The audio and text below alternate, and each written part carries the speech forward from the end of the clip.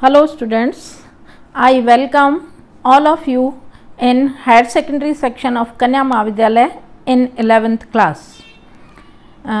मुझे खेद है इस बात का कि हम आप लोगों का फिज़िकली वेलकम नहीं कर पा रहे हैं, लेकिन वीडियो लेक्चर्स में पढ़ेंगे। तो फर्स्ट वीडियो लेक्चर में मैं आपका वेलकम करती हूँ और आप हायर सेकेंडरी सेक्शन में आ चुके हैं। आप अभी हाई स्कूल में पहुंच चुके हैं, तो आप लोगों की समझ, आप लोगों का जो लेवल, ये सब बढ़ गया है। तो आप लोगों को अपनी स्टडीज़ के लिए उतना ही सीरियस होना पड़ेगा। तो आज हम स्टार्ट करते हैं second language, 11th class second language का first unit, the journey of my life from earth to Everest. ये एक ऐसी स्त्री की, ऐसी एक महिला की कहानी है जो कि ज़मीन से लेके आसमान में एवरेस्ट तक, माउंट एवरेस्ट के तक कैसे पहुंची, उसने अपनी कहानी अपने शब्दों में बताई है। और वो एक अपंग महिला होकर उसने एवरेस्ट की चढ़ाई करी, तो उसने अपनी इस स्टोरी को पूरी अपने ही शब्दों में बयान की है। उसको हम पढ़ेंगे। आप फर्स्ट पेज पे ही इसकी अरुणिमा सिन्हा नाम की जो महिला है उसका आप पिक्चर देख पा रहे हो। और ये एक फर्स्ट इंडियन एम्प्यूटी का मतलब होता है अपंग महिला, जिसने अपंग होने के बावजूद भी माउंट एवरेस्ट की चढ़ाई करी। तो फर्स्ट पैराग्राफ में हम जो इसकी पूरे लेसन की समरी, अर्थात पूरी स्टोरी इस छोटे से फर्स्ट पैराग्राफ में आ जा रही है, और बाद के जो स्टोरी को 4 दृश्यों में बांटा गया है और वो उसने खुद अपनी कहानी बयान की है। तो उसको हम अलग अलग दृश्यों में पढ़ेंगे। इसकी जो समरी है, सारांश है, वो इस प्रकार से है। Arunima Sinha was a national level volleyball player.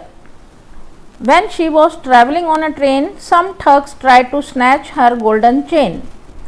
Arunima Sinha national level की, राष्ट्रीय स्तर की एक वॉलीबॉल की खिलाड़ी थी, और जब वो सफ़र कर रही थी ट्रेन में, तो कुछ ठग्स ने उसकी गले में पहनी हुई, ठग माना लुटेरे जो होते हैं, उन्होंने गोल्डन चेन छीनने की, स्नैच का मतलब होता है छीनने की कोशिश की। She fought back but was thrown out of the speeding train. उसने वापस मतलब संघर्ष किया, उनके साथ लड़ाई करी, लेकिन उसको चलती हुई, तेज़ गति से चलती हुई ट्रेन में से बाहर फेंक दिया गया। And lost her left leg. और उसने चलती हुई ट्रेन में से जब वो बाहर फेंकी गई तो उसकी लेफ्ट लेग उसने खो दी, मतलब उसकी लेफ्ट लेग कट गई। This happened when she was 24। ये दुर्घटना जो हुई तब हुई जब वो 24 साल की थी। However this accident never affected her spirit. मतलब इस दुर्घटना ने उसकी आत्मा को प्रभावित नहीं किया। मतलब टांग कट जाने के बाद भी वो उतनी ही बहादुर, उतनी ही साहसी, और इस तरह से उसने काम किया कि उसके ऊपर इतना बहुत ज़्यादा उसकी आत्मा तक कोई असर नहीं पड़ा। At all India institute of medical science, जिसको हम शॉर्ट में एम्स बोलते हैं, दिल्ली में ये बहुत बड़ी हॉस्पिटल है। उस हॉस्पिटल में इसकी जो रियल टांग थी उसकी जगह पर एक कृत्रिम टांग फिट की गई। A year later, she was retrained as a mountaineer and became the first female with an artificial leg to scale Mount Everest. 1 साल के बाद उसने फिर से उसको रीट्रेन माना प्रशिक्षण दिया गया। और किसका प्रशिक्षण? माउंटेनियर, पर्वतारोही का प्रशिक्षण दिया गया, और वो पहली अपंग महिला बनी जिसने कृत्रिम टांग के साथ माउंट एवरेस्ट की चढ़ाई करी। This is her unforgettable story of hope, courage and inspiration.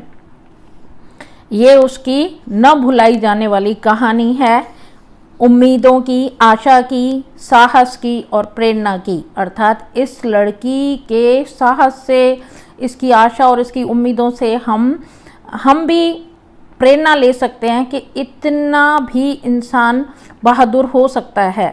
हम कई बार ऐसा होता है छोटी छोटी चीज़ों से घबरा जाते हैं, और इस लड़की ने जो लाइफ में किया, मतलब ज़मीन से ये कहाँ माउंट एवरेस्ट तक पहुँची।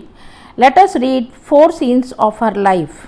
अब हम, ये तो समरी थी, अब हम इसकी लाइफ के 4 दृश्य देखेंगे, narrated in her own words. Narrated his own words, अर्थात उसने ये अपने शब्दों में अपनी कहानी बताई है। इसके 4 जो सीन्स हैं, फर्स्ट सीन में उसके साथ जो दुर्घटना हुई उसका वर्णन है। सेकंड जो सीन है उसमें उसको ट्रीटमेंट, उसको जो मतलब ये दुर्घटना हुई उसके साथ क्या हुआ, उसके बाद जो ट्रीटमेंट उसको मिला वो सेकंड सीन में है। और थर्ड सीन में जो उसकी माउंटेनियर की ट्रेनिंग दी गई उसका वर्णन किया गया है। और फोर्थ सीन में उसने किस तरह से माउंट एवरेस्ट की चढ़ाई करी। तो इस तरह से ये पूरी स्टोरी है, उसने अपने शब्दों में बयान की है, हम इसको समझेंगे। Scene 1, I had started dozing. और एक बात हम ध्यान रखेंगे कि स्टोरी कोई भी जो भी होती है वो हमेशा पास्ट टेंस में होती है। क्यों? क्योंकि स्टोरी कब बनती है, वो कहानी कब बनती है, जब पहले हो चुकी होती है कोई चीज़। तो हो चुकी होती है means past tense. I had started dozing, my eyes were close but my mind was awake. I remember someone saying that Bareilly would come after some time. मेरे को हल्की हल्की नींद आ रही थी, मेरी आंखें बंद थी लेकिन मेरा दिमाग अभी तक जाग रहा था, मतलब पूरी तरह से मैं नींद में नहीं चली गई थी। मुझे याद है कि कुछ लोग कह रहे थे कि थोड़ी देर में बरेली स्टेशन, दिल्ली से पहले आता है बरेली स्टेशन, वो आ जाएगा। I was in deep thought when I felt a hand tugging at my gold chain. मैंने ऐसा महसूस किया, जब मैं गहरे विचारों में थोड़ी खोई हुई थी, मेरा दिमाग चल रहा था, तो मैंने ऐसा महसूस किया कि झटके से मेरी कोई गोल्ड चेन, टगिंग का मतलब होता है झटके से खींचना, तो कोई मेरी गोल्ड चेन को, सोने की चेन को झटके से खींच रहा है। A girl's sixth sense is always her best companion. किसी भी लड़की की छठी इंद्रिय हमेशा उसका सबसे अच्छा साथी होती है। छठी इंद्रिय, 5 इंद्रिय तो होती ही हैं, लेकिन लेडीज़ में ऐसा कहा जाता है कि उनकी छठी इंद्रिय जो है वो काम करती है, अर्थात उस इंद्रिय से उसको कुछ अनहोनी का आभास हो जाता है। I instinctively opened my eyes and saw 4 or 5 young man around me. मैंने खुद से ही, मेरी खुद से स्वयं से जब मेरी आंखें खुली, अपने आप मुझे ऐसा महसूस हुआ, आभास हुआ, तो मैंने अपनी आंखें खोली तो मैंने देखा मेरे आसपास 4-5 लोग थे, आदमी खड़े थे। Their drunken looks and behaviour gave me an inkling of their intention. उनके जो इरादे थे, ऐसा लग रहा था उनका नीयत उनकी ख़राब थी, और उनके इरादे का और उनके व्यवहार से, उनके लुक्स से मुझे आभास हो गया कि वो कुछ गलत करने वाले हैं। I stood up in a flash to tell them and I had no intentions of parting with my chain. मैं खड़ी हो गई तुरंत, बिजली की गति से, तेज़ गति से मैं खड़ी हो गई और मैंने उनको कहा कि मेरा कोई इरादा नहीं है कि मैं अपनी चेन से अलग होऊं, मतलब मैं अपनी चेन तुमको आसानी से दे दूं। आप देख रहे हो पिक्चर में दिखाई भी दे रहा है कि किस तरह से वो उसकी चेन खींच रहे हैं। सो दे केम टुगेदर एट मी। तो उनको लगा कि ये इतनी आसानी से देने वाली नहीं है, तो वो सब के सब एक साथ उसके ऊपर झपट पड़े। Even though the compartment was full, none of my fellow passengers got up to even inquire what was happening. हालांकि पूरा कोच, पैसेंजर ट्रेन थी तो उसमें और भी पैसेंजर्स होंगे, सारे पैसेंजर्स थे, लेकिन किसी को भी ऐसा नहीं हुआ कि वो खड़े होकर पूछें, इंक्वायरी करें कि क्या क्या हो रहा है। Forget about their coming to my rescue। अर्थात वो सब भूल चुके थे कि हमको किसी का बचाव करना है। रेस्क्यू का मतलब बचाव, मतलब किसी की हेल्प करनी है, ये चीज़ उनको ध्यान ही नहीं थी। अर्थात इंटेंशनली ही आजकल कोई भी ऐसा होता है ये घटना, तो कोई बीच में पड़ना नहीं चाहता। उनको लगता है ऐसी घटनाओं में कई बार हमको भी तकलीफ हो जाएगी, उस डर से वो बीच में पड़ते ही नहीं है। I had no option but to take them on. मेरे पास कोई ऑप्शन नहीं था इसके अलावा कि मैं खुद ही उनके साथ संघर्ष करूं। So I caught a youth who was trying to size me up. मैंने एक ऐसे यूथ थे, मतलब जवान आदमी थे वो लोग, उनमें से एक को पकड़ा, by his collar and pushed him back. उसको कॉलर से पकड़कर मैंने धक्का दे दिया। I kicked a couple of others. मैंने दूसरे दो को भी पकड़ा और उनको धक्का दे दिया। An exceptional battle had begun inside the train on the move. Exceptional माना ऐसा कि 5 आदमी हो और एक औरत हो तो ये हमको एक्सेप्शनल ही लगेगा। तो ऐसा एक युद्ध जैसी स्थिति खड़ी हो गई और 5 जने झपट रहे थे और मैं अकेली उनके साथ संघर्ष कर रही थी चलती हुई ट्रेन में। ऐसा हुआ। The wolves made another attempt to snatch my chain. उन भेड़ियों ने दूसरी बार फिर से मेरी चेन छीनने की कोशिश की। Still I resisted. फिर भी मैंने अभी तक उनका विरोध किया। Until one of them, driven by a frenzy, gave me an extra hard kick. मैं तब तक उनके साथ विरोध करती रही, संघर्ष करती रही, जब तक उनमें से किसी एक ने आवेश में आकर मुझे extra hard kick, extra hard माना बहुत ताकत लगाकर, पूरी यूजिंग ऑल हिज फोर्स अर्थात अपनी पूरी ताकत लगाकर उसने मेरे को बहुत जोर से किक मारी। किक माना धक्का मारा। Of balance I could not recover in time. और मैं अपना संतुलन संभाल नहीं पाई और I literally flu out of the train. मैं लिटरली माना वास्तव में मैं ऐसा लग रहा था जैसे ट्रेन से उड़ती हुई बाहर निकल गई। Still holding my mobile phone, लेकिन मेरे हाथ में अभी तक मोबाइल फ़ोन था। I was mid air when eye flu right into another train moving on the next track. मैं हवा में उड़ के और दूसरी पास में रेलवे लाइन्स होती हैं, एक लाइन पे ट्रेन चल रही थी, दूसरी लाइन पे भी ट्रेन आ रही थी, तो मैं उड़कर दूसरी लाइन पर चलने वाली ट्रेन से जाकर टकराई। My body hit the moving steel, और मेरी बॉडी उससे टक्कर खा के वापस, इतनी वो भी स्पीड में ट्रेन थी कि उससे टक्कर खा के वापस मेरी ट्रेन की तरफ ही वापस body I and rebounded to my train. This ping pong must have continued for several seconds. लेकिन एक झटके में मेरा बाहर उड़ना और वापस टक्कर खा के अपनी ट्रेन की तरफ आना, ऐसा लगा कि कुछ सेकंड्स में ही ये सब हो गया। Before gravitational force pulled me down. जब तक पृथ्वी का जो गुरुत्वाकर्षण, ग्रेविटेशनल फोर्स जो होता है, गुरुत्वाकर्षण मतलब पृथ्वी में एक ऐसी ताकत शक्ति होती है जो कि किसी चीज़ को अपने तरफ खींचती है। तो जब तक पृथ्वी की वो ताकत मुझे अपनी तरफ खींचे, मैं पृथ्वी पर गिरूं, इसमें सेकंड्स का टाइम निकल गया। Despite my efforts my left leg fell on the track. मेरे खुद के प्रयास करने के बावजूद भी मेरी जो लेफ्ट लेग थी वो रेलवे लाइन पर, ट्रैक पर पड़ गई।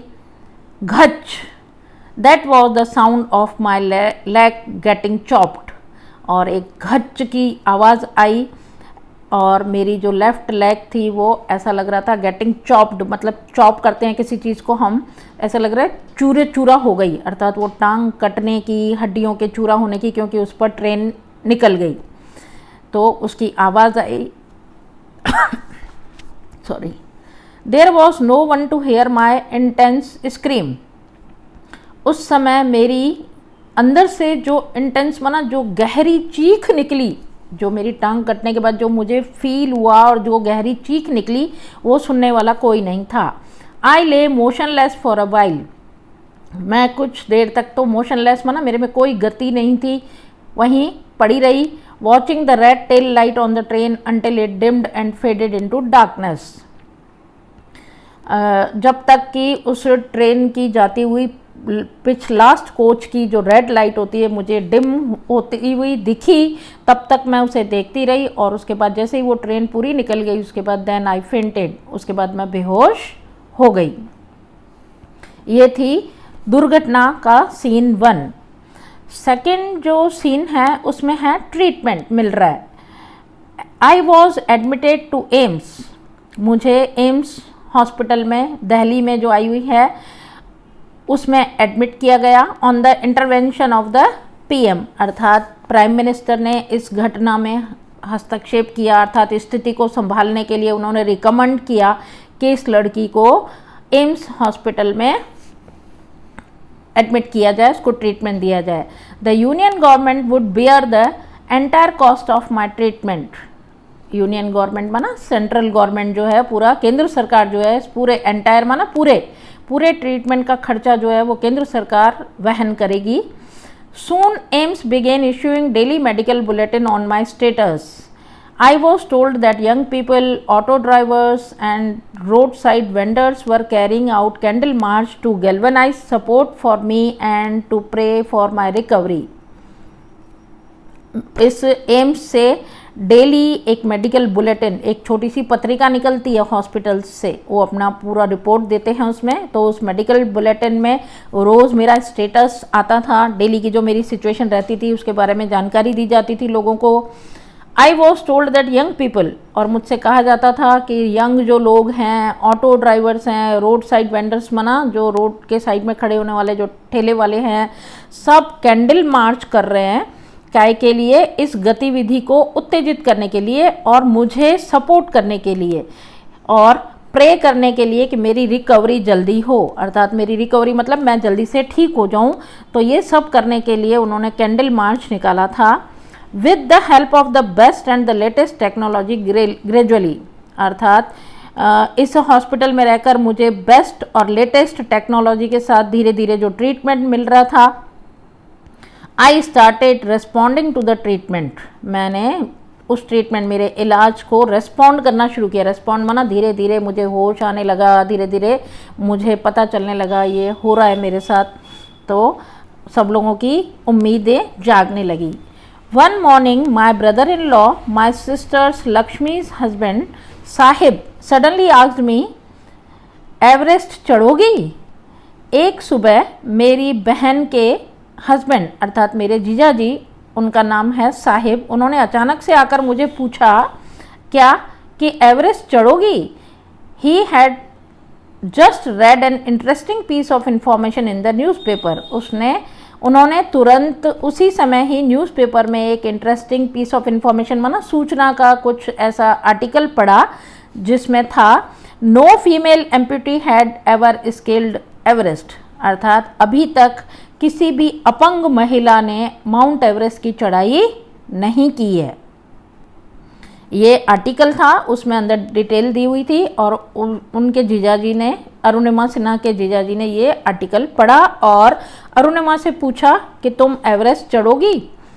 आई वॉज नॉट अम्यूज्ड, मैं अम्यूज माना मतलब मैं खुश नहीं हुई। क्यों? क्योंकि मेरे साथ हॉस्पिटल में ट्रीटमेंट चल रहा है, मेरी एक टांग चली गई और मेरे से ऐसा सवाल किया जा रहा है, तो मुझे लगा ये कैसा सवाल है, मैं कैसे चढ़ सकती हूँ। I have lost a leg and you are talking of Mount Everest. उसने अपने जीजाजी को बोला कि I have lost a leg, अर्थात मैं एक लेग खो चुकी हूँ मैं, और आप माउंट एवरेस्ट की चढ़ाई की बात कर रहे हैं। I started talking to myself, मैंने अपने आप से ही बात करना शुरू किया। If I could take a shot at Everest and succeed, अगर मैं एक मौका लूं और मैं एवरेस्ट पर चढ़ने में सफल हो जाऊं, I would become the first female amputee to hold that record. अपने आप से ही बातें करना शुरू किया कि मैं एक ऐसा मौका लूं और अगर मुझे सफलता मिल जाए तो मैं माउंट एवरेस्ट पर चढ़ने वाली प्रथम अपंग महिला बन जाऊंगी और ये रिकॉर्ड बन जाएगा, इतिहास बन जाएगा। I thought about it for some time and then I conveyed to Sahib my willingness to take up the challenge. मैंने कुछ देर के लिए अपने आप में ही सोचा और मैंने अपनी बात उन साहिब को, अपनी विलिंगनेस माना अपनी इच्छा मैंने जाहिर की। और देखो वो हॉस्पिटल में उसका ट्रीटमेंट चल रहा है, उसकी भी पिक्चर आप देख पा रहे हो, और वो सोच रही है, मन ही मन बातें कर रही है और अपनी उसने इच्छा उनके सामने जाहिर कर दी। क्या? ठीक है हम करेंगे, अर्थात ठीक है हम करेंगे मतलब ठीक है मैं ये चैलेंज एक्सेप्ट करती हूँ, मैं ये चुनौती स्वीकार करती हूँ और मैं ये चढ़ाई करूँगी। I said I now had something to look forward, मैंने कहा कि अब मेरे पास लाइफ में आगे देखने के लिए कुछ है। क्या है आगे देखने के लिए? A mission, a goal, a reason to dream, अर्थात एक मिशन माना एक उद्देश्य, एक मेरा उसके लिए एक अभियान, गोल माना। जीवन में हम कोई ना कोई गोल बनाकर चलते हैं, उसी की वजह से हम आगे बढ़ने का प्रयास करते हैं। तो ये एक मेरे को गोल मिल गया था और सपने देखने का कारण भी मिल गया। It was not going to be easy. ये आसान काम नहीं था, but throughout my life nothing had come easy. लेकिन मेरे पूरे जीवन में कुछ भी आसान नहीं हुआ था, अर्थात मेरा पूरा जीवन ही संघर्ष भरा था। तो ये एक और संघर्ष मेरी लाइफ में मैं आने वाला था और इस चुनौती को मैं स्वीकार करने के लिए तैयार हो गई। I felt like I was born again. मैंने ऐसा महसूस किया कि मैं फिर से, मेरा जन्म हुआ है, मतलब मेरी फिर से एक नई लाइफ शुरू होने वाली है और मैं इस उद्देश्य को पूरा करने के लिए अपने आप को तैयार करूंगी। तो मेरा फिर से जन्म हुआ है। Then I started waiting for my artificial limb to arrive. तब मैंने अपने नए अंग के आने का इंतज़ार शुरू कर दिया। When it finally arrived, जब वो पहुंच गई मतलब मेरी artificial leg, I was overjoyed। मैं बहुत ज़्यादा अति प्रसन्न हुई।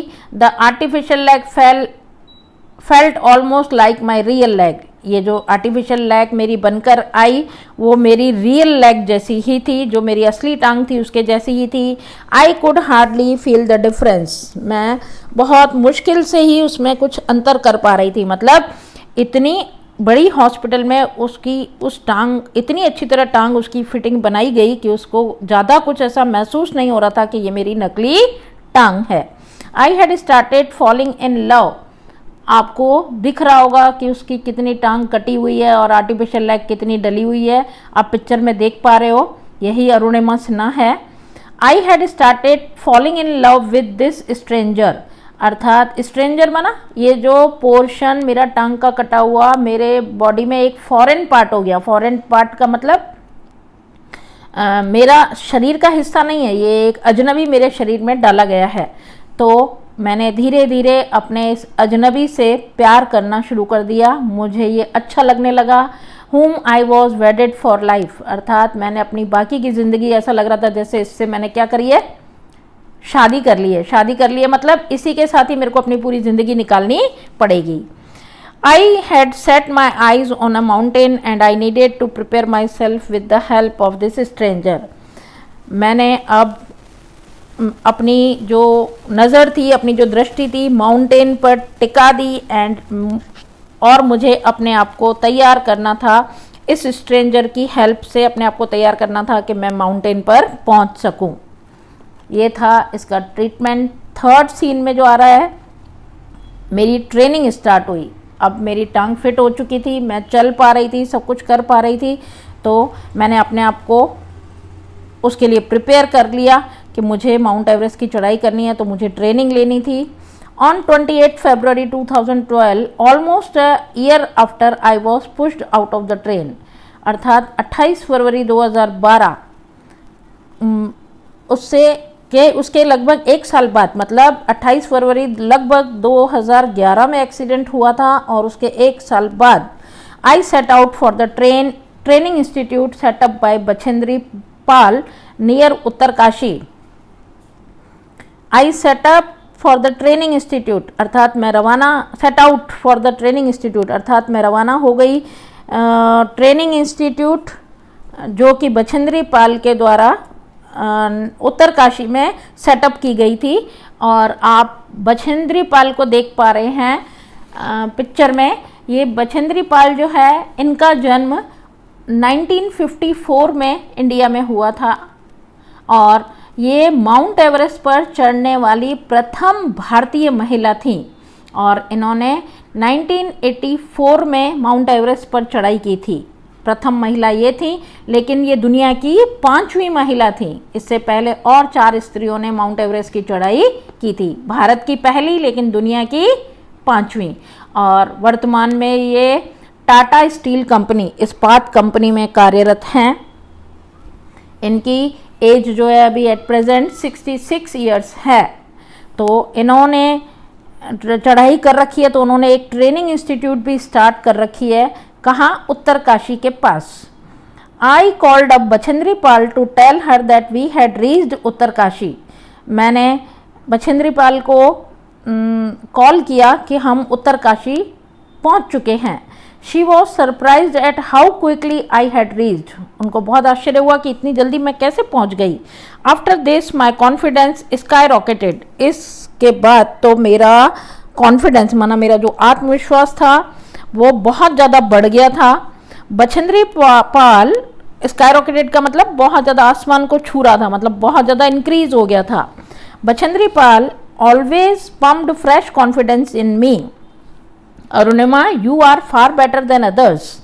बछेंद्री पाल जो थी वो हमेशा मेरे में एक नया आत्मविश्वास भरती रहती थी, मतलब मुझे पुश करती रहती थी.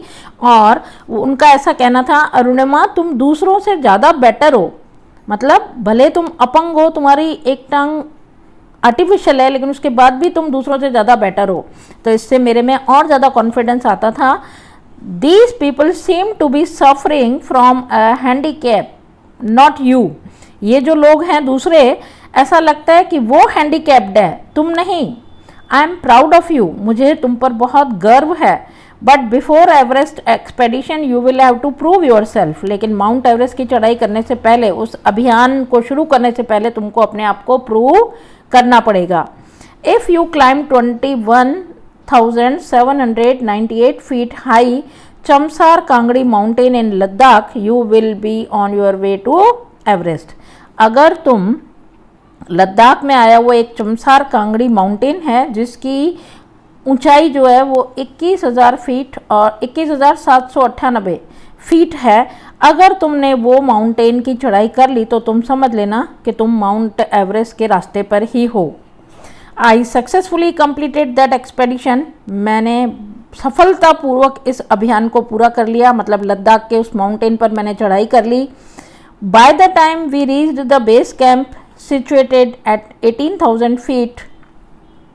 जैसे ही हम बेस कैंप पर, जो कि 18,000 फीट की ऊंचाई पर था, हम वहां पहुंचे. 16 of the 19 members of the team had retired. अर्थात 19 मेंबर्स की जो टीम थी उसमें से 16 मेंबर्स तो रिटायर हो चुके थे. Bachendri Pal greeted me at the base camp. Bachendri Pal ने बेस कैंप में मेरा अभिवादन किया. क्या कहकर? मेरी शेरनी. अर्थात मेरी शेरनी माना मेरी शेरनी जो है इतनी हिम्मत वाली है कि यहाँ तक पहुँच चुकी है, और उसका और साहस बढ़ाया ऐसा कहकर. और आप देख रहे हो कि वो आगे बढ़ रही हैं. She said and took me in her warm embrace. उसने कहा और मुझे गले लगा लिया. In the evening Bachendri Pal announced that I was finally ready for Everest. Evening का टाइम जब मैंने ये पूरा कर लिया सक्सेसफुली इसकी चढ़ाई, तो बछेंद्री पाल ने इवनिंग टाइम में अनाउंस कर दिया कि मैं माउंट एवरेस्ट के लिए बिल्कुल रेडी हूँ, अर्थात मैं चढ़ाई कर सकती हूँ.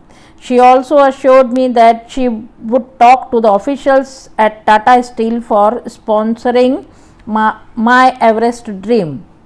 उन्होंने मुझे ये कहकर भी और ज़्यादा विश्वास भी दिलाया कि वो अपने जहाँ वो काम करती हैं टाटा स्टील कंपनी में, मैंने आपको बताया, तो उनसे वो बात करेंगी कि तुम्हारे जो एवरेस्ट चढ़ने का जो तुम्हारा ड्रीम है, तुम्हारा सपना है, उसको पूरा करने के लिए उसका पूरा खर्चा वो टाटा स्टील कंपनी वाले उठाएंगे. उन्होंने मुझे ये विश्वास भी दिलाया. अब आता है लास्ट कि किस तरह से उन्होंने चढ़ाई करी. Scene 4. I arrived at Everest base camp on 11 April 2013. मैं 11 अप्रैल 2013 में एवरेस्ट के बेस कैंप पर पहुंच गई. देखो इसमें जो डेट बताई है, और ये जो एक्सीडेंट हुआ था लगभग क्या था, फरवरी 2011. और पूरे 2 साल के बाद, लगभग 2 साल 2 महीने के बाद उन्होंने ये सब इतनी हिम्मत रखी कि उन्होंने चढ़ाई भी शुरू कर दी. Exactly 2 years had passed since I was thrown out of the moving train. लगभग एग्जैक्टली माना लगभग 2 साल पूरे हो चुके थे जब मुझे ट्रेन में से फेंका गया था. At the camp nobody seemed to know that I had an artificial leg. Camp में किसी भी व्यक्ति को पता नहीं था कि मेरी जो एक टांग है वो कृत्रिम है, आर्टिफिशियल है. One day while returning my left leg got wet with snow because I had slipped a couple of times on the slippery surface. एक दिन ऐसा हुआ वापस लौटते समय जब मैंने अपनी मेरी लेफ्ट जो लेग थी वो गीली हो गई थी। क्योंकि मैं 2 बार स्लिपरी सरफेस माना वहाँ की जो सतह थी वो स्लिपरी थी और बर्फ़ वाली थी, तो उसमें मैं 2 बार स्लिप हो गई, तो वो मेरी टांग जो है बर्फ़ में भर गई और बर्फ़ में भरने की वजह से वो गीली हो गई। Next morning I left the artificial leg out in the sun to dry. Next morning अगली सुबह मैंने अपनी वो लेफ्ट लेग को बाहर निकाल कर और धूप में सूखने के लिए रख दिया। At that time some foreigner realise that I had only 1 leg. उसी समय बाकी सब फॉरेनर्स जो भी थे उनको पता चला कि मेरी एक ही टांग थी। आई had only 1 leg. After that my TRP सोड। उसके बाद ही मेरा जो TRP है, TRP का फुल फॉर्म है, दिया हुआ भी है आपको ग्लॉसरी में, television rating point.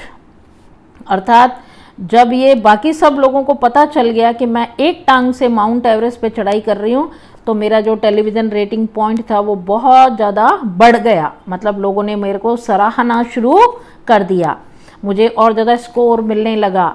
In my final expedition to Sagarmatha, the local head of the sea, the local name for the peak of Everest. मेरा जो आखिरी अभियान था, जो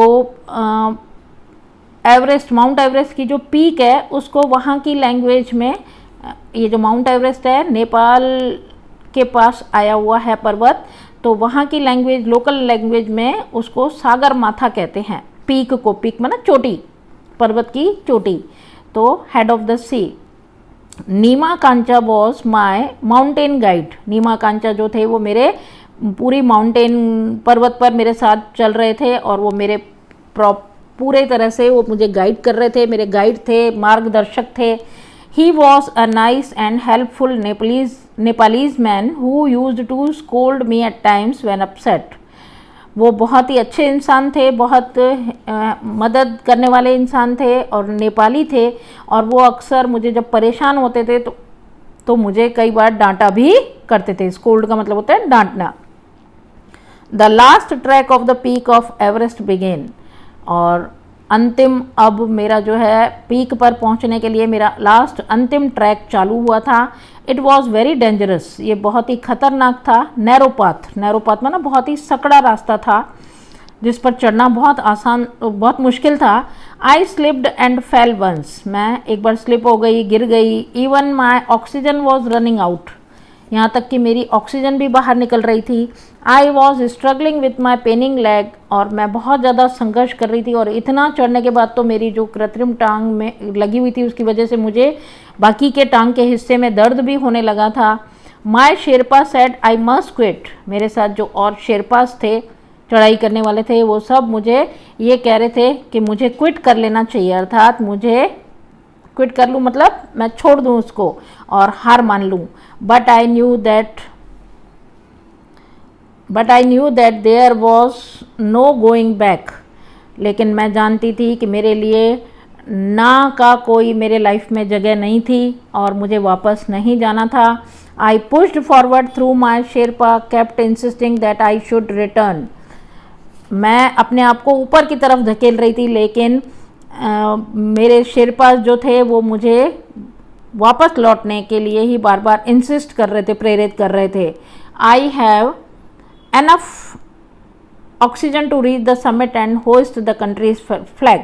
मेरे पास इतनी पर्याप्त ऑक्सीजन तो थी कि मैं अभी भी आगे और चढ़ाई करके और चोटी तक पहुंचकर, समिट माना पीक, वहां तक पहुंचकर और मैं अपने कंट्री का फ्लैग लहरा सकती थी। What happens after words doesn't matter any more. बाद में क्या होता है इससे किसी को कोई फ़र्क नहीं पड़ता। I told Nima Kancha firmly. मैंने नीमा कांचा को, मतलब जो मेरे गाइड थे, उनको मैंने ये बात कही कि बाद में क्या होता है, एक बार तो मैं ऑक्सीजन का प्रयोग करके ऊपर पहुंच ही जाऊंगी और अपने कंट्री का फ्लैग लहराऊंगी, बाद में क्या होता है इससे मेरे को कोई फ़र्क नहीं पड़ता। मतलब उसने अपना कॉन्फिडेंस दिखाया। Remember none can defeat you until you concede. अर्थात याद रखो कि कोई भी तुमको हरा नहीं सकता जब तक कि तुम खुद आत्मसमर्पण न करो। अगर आपने दृढ़ निश्चय डिटरमिन कर लिया है कि मुझे ये काम करना है, तो इस दुनिया में कोई भी, इस पृथ्वी पर कोई भी व्यक्ति आपको हरा नहीं सकता। तो यही भावना उस अरुणिमा सिन्हा में भी थी और उसने ये मतलब डिटरमिन ही कर लिया था कि कुछ भी हो जाए मुझे समिट तक पहुंचना ही है। Yes, occasional failures will test you but keep trying.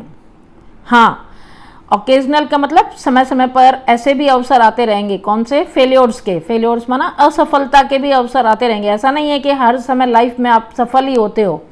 असफलता वाली घटनाएं भी होंगी, लेकिन उनसे आपको निराश नहीं होना है। बट यू कीप ट्राइंग, लेकिन आप ट्राई करते रहो और आगे बढ़ते रहो। कहते हैं ना कि लाइफ में अगर धूप है, छाँव है तो धूप भी आएगी, दिन है तो रात भी आएगी। तो ऐसे ही सुख है तो दुख भी आएंगे। तो परेशानियां तो लाइफ का हिस्सा है ना। Difficulties are parts of life. Some doors of opportunity will certainly open. उसने अपने आप को हिम्मत दिलाई कि मेरे लिए नए अवसर के दरवाजे भी अवश्य खुलेंगे, अर्थात मेरे लिए कुछ अच्छा भी ज़रूर होगा। ऐसा नहीं है कि मेरी लाइफ में सब बुरा बुरा ही लिखा है, ऐसा नहीं है। बुरा हो रहा है तो ईश्वर मेरे साथ अच्छा भी करेंगे। एक अपने आप में उसने बातें करी और अपने आप को हिम्मत दिलाई। Then I could see my following me Then I could see him following me even as I continued to drag myself to the top. तब मैंने देखा कि वो मेरे पीछे पीछे आ रहे थे। Even as I continued to drag myself to the top. इसका मतलब मैं उस टॉप तक पहुंचने के लिए अपने आप को ड्रैग कर रही थी, मतलब अपनी बॉडी को खींच रही थी ऊपर की तरफ, क्योंकि शरीर की हिम्मत तो कम हो चुकी थी, लेकिन मैंने मन से अपने आप को हारा हुआ नहीं माना था। The drag walk drag continued till it finally happened. मेरा जो अपनी बॉडी को ऊपर की तरफ घसीटना खींचना चालू रखा जब तक कि वो फाइनली चीज़ हो नहीं गई। The top is a small 20x20 ice table, अर्थात जो पीक थी, जो समिट था माउंट एवरेस्ट की जो चोटी थी, वो 20 फुट बाय 20 की आइस टेबल जैसा चौरस बना हुआ था। I saw several flags of various countries fluttering proudly. मैंने देखा वहाँ पे बहुत सारे कंट्रीज़ के अलग अलग फ्लैग्स जो थे वो लहरा रहे थे बड़े गर्व के साथ। I had lived this moment so many times in my mind.